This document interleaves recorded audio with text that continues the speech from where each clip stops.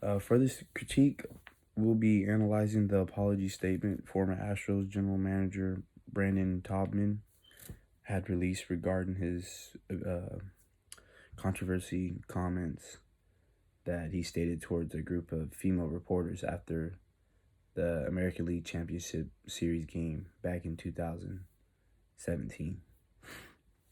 For the rhetorical situation that's going on, he chose to give a speech, issuing an apology statement in front of reporters, obviously. And he wanted to apologize, obviously, to the women, the Astros organization, and Major League Baseball as well. But, yeah. And then this topic is worth analysis because it's one of the first cases we see that deals with, basically women abuse from not an actual athlete or a player, someone higher up in the ranks of baseball or in the the team management, I would say. So seeing how this type of person would be held accountable for what he said, what was intriguing to us the most. The argument, which the analysis will be addressing, focuses mainly on Taubman's comments and the consequences that followed his action, basically leading to his firing. There as well needs to be an emphasis on the specific audience that was offended by Taubman's comments as well, and similar connections that we have seen throughout actual baseball players, being a part of stuff like this. Comments or examples like Roberto Ozuna or Aldis Chapman being filed for, domestic violence against their wives. And, those players get punished with games, so they get games taken away from them, suspended. Taubman, he was actually fired from his job. So this action was very much more drastic compared to how baseball athletes are dealt with, how they are dealt with these problems. And then to wrap it up, the particular standard this analysis would adhere to is the ethics of the situation. So based on Taubman's comments, we want to clearly show how wrong and unethical his actions were, and the choice of words he used to, basically verbally attack the female reporters.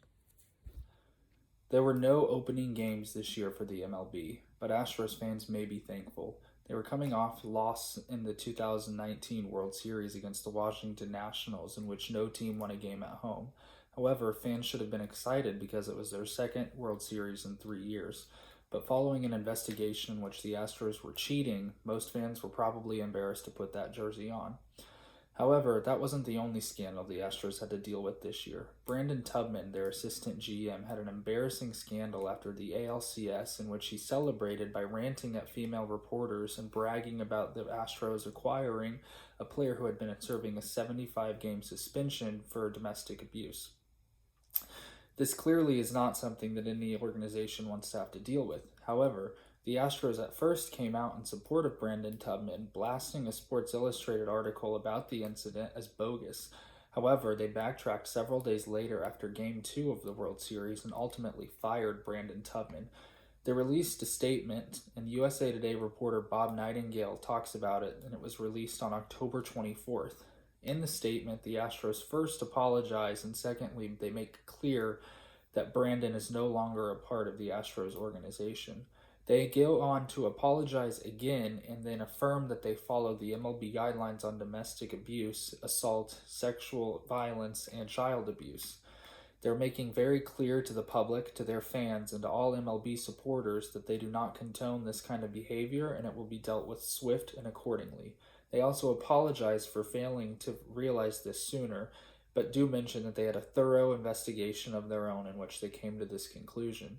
I see this pattern within Jerome and how she talks about how sports fans are forgiving when they're winning. This story broke before the World Series began. However, the Astros released this story between games 2 and 3. That allowed a full day of media coverage for it to blow over and they could move on to the next game. They happened to get a little lucky in the fact that the Astros went on to win the next 2 games. This gives fans something to be excited about and forget the Brandon Tubman embarrassment.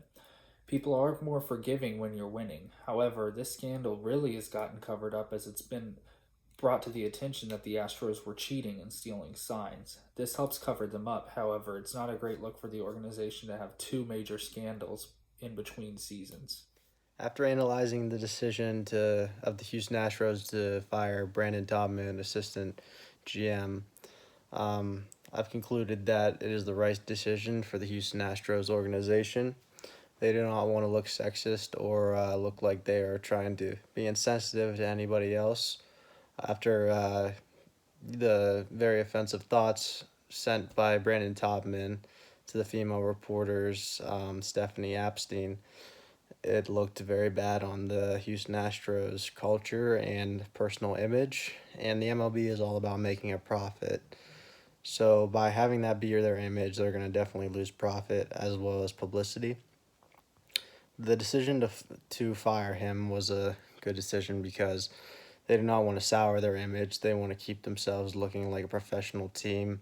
They want to include everybody and, you know, keep everybody believing in their team. And, it shows that Houston Astros take this very seriously because they chose to do this even during the World Series, one of the biggest games in sports playoffs. Brandon Tobman was fired.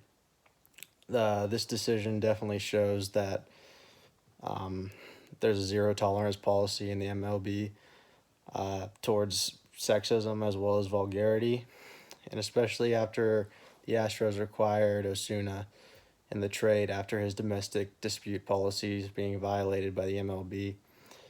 The Houston Astros already had a target on their back about them being a potential threat and not respecting women and different things such as that. So as soon as this was even an opportunity to crack down on somebody, they had to take it. There's no excuse for it, and analyzing this, it shows that the Houston Astros were not going to tolerate any nonsense, and they're going to crack down on stuff right away, just so it keeps their culture and their name clean. So there are a few implications that can be drawn from our analysis of the whole issue with Brandon Tobman and the Houston Astros. The first instance is that Brandon Tubman was most likely not going to be able to find another job within a organization or major league program at any level, really. And just because this kind of goes to show that slight or significant hits to your image like this will cause you to be more likely seen as not fit for the job or not what another organization would want to bring in. The other instance is that this is yet another big problem for the Houston Astros organization, as they're already in multiple scandals with other things. This is just another hit to their public image, and significant hits like this to them will make the audience see them as a problem within MLB and just seeing them as the bad guys.